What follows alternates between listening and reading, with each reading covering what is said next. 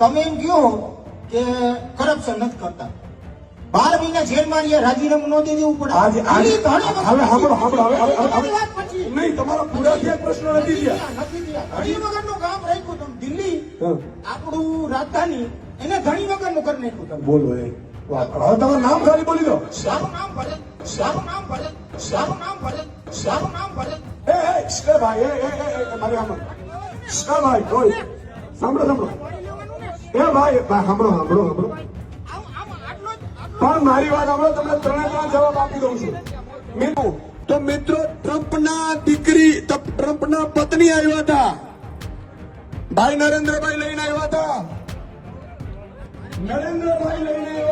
ટ્રમ્પના પત્ની આવ્યા હતા અને દિલ્હીમાં સ્કૂલ જોઈને તો ટ્રમ્પના પત્નીએ દિલ્હીની સ્કૂલ જોઈ હતી.